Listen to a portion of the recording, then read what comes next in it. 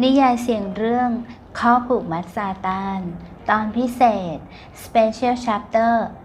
1 มิถุนายน 3 ปีต่อมาทัสกานีในช่วงฤดูร้อนเป็นเวลาที่ท้องฟ้าสดใสเนินหุบเขาขนาดเตี้ยที่ลดหลั่นกันเป็นระลอกคลื่นถูกประดับไปด้วยทุ่งดอกไม้เมืองหนาวนานาชนิดดวงตาหวานคู่โตของสาวไทยทอดมองออกไปยังทุ่งดอกลาเวนเดอร์แซมกับดอกป๊อปปี้สีแดงสดใสไหวเป็นระลอกยามต้องสายลมในฤดูร้อนช่างเป็นภาพที่งดงามราวศิลปินจากสวรรค์รังสรรค์ขึ้นมาประดับธรรมชาติให้ประทับใจไม่รู้ลืมความงดงามตามธรรมชาติแต่ละวันสวยไม่ซ้ำกันเลยคุณดัดดี้ขาเสียงเด็กหญิงเรียกอย่างน่ารักกลัวกับเสียงหัวเราะอันสดใสแทรกอยู่ในสายลมดึงสายตาของผู้เป็นแม่วัยสาวให้หันไปมองตามเสียงสดใสนั้นพร้อมกับรอยยิ้มบางที่ประดับบนใบหน้ารูปหัวใจของเธอไงคะลูคัสถามกลับแม่นางฟ้าตัวน้อยที่กำลังแหงนคอตั้งบ่ามองบิดาวัยหนุ่มสุดหล่อราวจงใจออดอ้อนใช่ออดอ้อนในคราวแรกแต่ถ้าไม่ได้ดั่งใจก็จะงอแงเอาแต่ใจ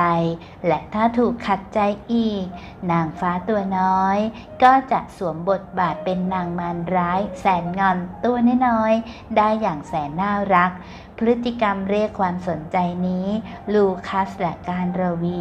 รู้กันเป็นอย่างดีเหมือนแม่ไม่มีผิดลูคัสเคยพูดไว้จนกลายเป็นสัญลักษณ์ประจำกายนางฟ้าตัวน้อยอย่างอลิซเป็นที่เรียบร้อยแล้วว่านอกจากหน้าตาน่ารักที่ถอดแบบมาจากมารดาและบิดาผสมผสานกันอย่างลงตัวแล้วนิสัยบางอย่างก็สำเนามาจากคนเป็นแม่อย่างความเอาแต่ใจเล็กๆแต่กระนั้นการรวีก็เถียงว่าอาจจะเอาแต่ใจเหมือนพ่อก็ได้เพราะลูคัสเองก็เอาแต่ใจแต่บางทีเขาไม่ทันรู้ตัวแต่ถึงอย่างนั้นนางฟ้าอลิซก็เป็นที่รักดั่งแก้วตาดวงใจของเขาและเธอภาพเด็กหญิงกำลังควบคุมชายร่างสูงสมาร์ทในฐานะพ่อนั้นช่างดูน่ารักน่าชังเสียเหลือเกินแล้วถ้านางฟ้าตัวน้อยช่างออดอ้อนแบบนี้คนเป็นพ่อจะทนใจแข็งได้อย่างไรบ่อยครั้งที่ลูคัสต้องเล่นกับลูกสาวเป็นได้ทุกอย่างเพื่อลูกสาวเป็นนางงามให้อลิซและเลงเครื่องสำอางแต่งหน้าให้เขาเป็นแม่ค้าขายขนมกับลูกสาวย้ำนะแม่ค้าเพราะอลิซบังคับให้เขาต้องแสดงเป็นแม่ค้าสาวด้วยนะสิไม่เพียงแค่นั้นบางครั้งคนเป็นพ่อต้องสวมบทบาทเป็นนักเรียนให้อลิซเล่นเป็นคุณครูตอนนี้เขาจะต้องสวมบทบาทอะไรอีกเพื่อให้นางฟ้าตัวน้อยจอมแสบและเลงสีสันสดใสของยาทาเล็บแบรนด์ดังระดับโลกบนเล็บมือและเล็บเท้าของเขาจินตนาการสำคัญกับความรู้อัลเบิร์ตไอน์สไตน์ได้กล่าวไว้และตอนนี้ลูกสาวตัวน้อยวัยเพียง3 ขวบของเขากำลังอยู่ในช่วงพัฒนาการและการมีจินตนาการเป็นสิ่งสำคัญของเด็กในวัยนี้คุณแดดคะเล่นๆสิคะสีน้องอลิซจะแห้งแล้วนะคะเด็กหญิงขยันขยอทว่าสายตายังทอดมองอย่างแสนออดอ้อนโถมาแล้วจ้ามามะคนสวยว่าแล้วก็ยื่นมือขนาดใหญ่มากเมื่อเทียบกับมือน้อยๆของเด็กหญิงให้เธอละเลงสีได้ตามใจฝันคุณนั้นมาช้าอลิซจะทาให้ดีไหมคะนางฟ้าตัวน้อยขู่เขาพร้อมเริ่มผูกหัวคิ้วเข้าชนกันก่อนยกมือน้อยๆข้างหนึ่งเท้าสะเอว ทำแก้มป่องจนการระวีที่อยู่อีกด้านหนึ่งหลุดเสียงหัวเราะออกมาเบาๆเสียงเธอมันดังพอที่เขาจะเงยหน้าขึ้นมาสบประสานสายตาเห็นที่จะต้องรีบมีน้องให้อลิซไว้เป็นเพื่อนเล่นจะได้แบ่งเบาภาระคนเป็นพ่อเขาคิดและคิดว่าคืนนี้จะต้องรีบทำอลิซอยากทาเล็บเด็กหญิงอ้อนสายตาน่ารักนั้นมองผู้เป็นพ่ออย่างวิงวอนเป็นใครได้เห็นสายตาคู่นั้นเข้าหากไม่ใจอ่อนก็ให้มันรู้ไปสิหนูยังเด็กนะคะลูกทาเล็บแดดก่อนดีไหมบิดามองหน้าเด็กหญิงพร้อมบอกเหตุผลเขาไม่อยากให้สารเคมีสัมผัสกับเด็กหญิงแม้เพียงปลายเล็บแต่จินตนาการของเด็กไม่ควรถูกตั้งกำแพงจริงไหมจะทาเด็กหญิงทำเสียงอ้อนพร้อมยื่นปากแบบแสนน่ารักโอเคครับคนสวยเขาเรียกลูกสาวก่อนที่จะซุดตัวลงนั่งคุกเข่ากับพื้นแล้วยื่นมือเรียวแกร่งของตนเองให้นางฟ้าตัวน้อยวาดลวดลายสีสันสดใสด้วยน้ำยาทาเล็บบนเล็บของเขาแทนถ้าลิสทาเล็บแดดไม่เลอะและสวยจนแดดพอใจแดดจึงจะให้หนูทาเล็บตัวเองดีไหม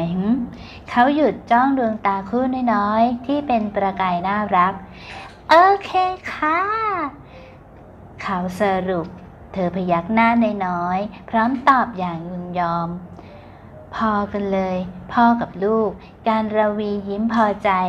ตอนนี้พ่อคนตัวโตกำลังตกเป็นของเล่นมีชีวิตให้ลูกสาวตัวน้อยเล่นได้สารพัดคุณแดนนี่สวยไหมคะคุณมามิเด็กหญิงเอ่ยถามอย่างร่าเริงดวงตาคู่เล็กๆเป็นประกายหลังจากใช้เวลาปลุกปั้มอยู่กับความละเลงสีสดใสเหล่านั้นบนเล็บของผู้เป็นพ่อสวยค่ะการระวีตอบพร้อมรอยยิ้มเอ็นดูลูคัสรับรู้มาโดยตลอดว่าการระวีเป็นคุณแม่ที่น่ารักและแสนดีเป็นที่สุดเธอรักลูกสาวอย่างที่แม่คนหนึ่งจะรักได้สายตาเธอที่แสนอ่อนโยนมองไปยังเด็กหญิง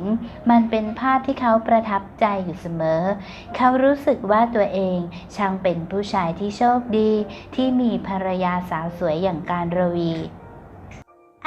อลิซก็อยากทาให้มามีด้วยค่ะเด็กหญิงเอ่ยชวนดวงหน้าเล็กๆน่ารักน่าชังนั้นทำสายตาออดอ้อนผู้เป็นแม่มัมมี่ทำขนมให้หนูทานอยู่นะคะไว้หนูทานข้าวแล้วค่อยทาให้มัมมี่นะคะการระวีบอกเหตุผลและคงไม่ใจอ่อนง่ายๆเธอรู้ดีว่านางฟ้าตัวน้อยของเธอเอาแต่ใจบ้างเล็กน้อยแต่เธอก็มีวิธีเจรจา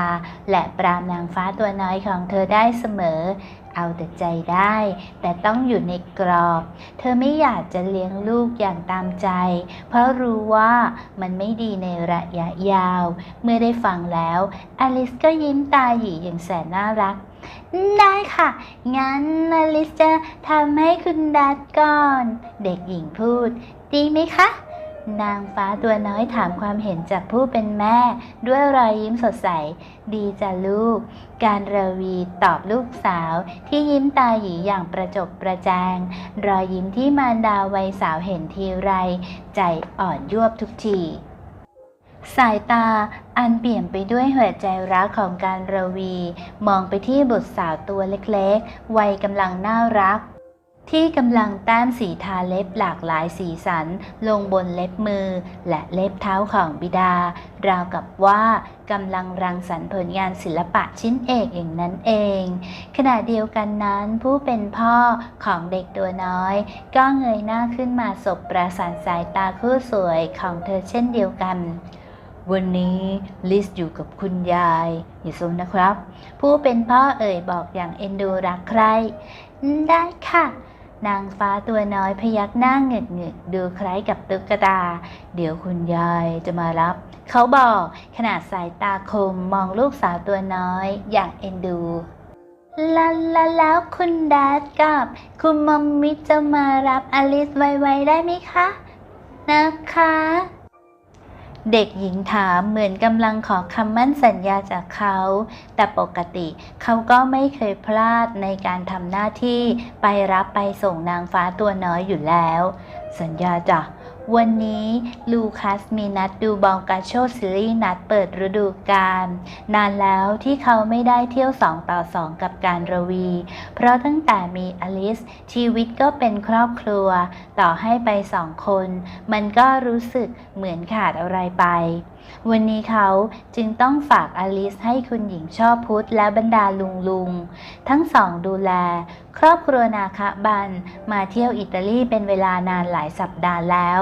อลิสยังเด็กเขาอยากให้ลูกสาวโตกว่านี้อีกหน่อยจึงจะพาไปดูบอล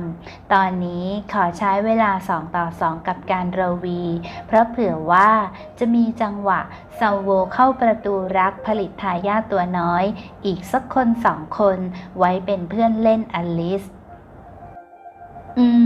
สงสัย CEO หนุ่มนายธนาคารต้องไปดูบอลด้วยเล็บที่มีสีสันสดใสเขาคิดก่อนกบมุมปากเป็นรอยยิ้มเมื่อมองฝีมือการทาเล็บของลูกสาวตัวน้อยบนมือเพรียวแกร่งของตัวเองที่เธอทาให้ครบ10 นิ้วแล้วขณะนี้เด็กหญิงกำลังสารวนแต้มสีสันสดใสเหล่านั้นบนเล็บเท้าบิดาด้วยความเพลิดเพลิน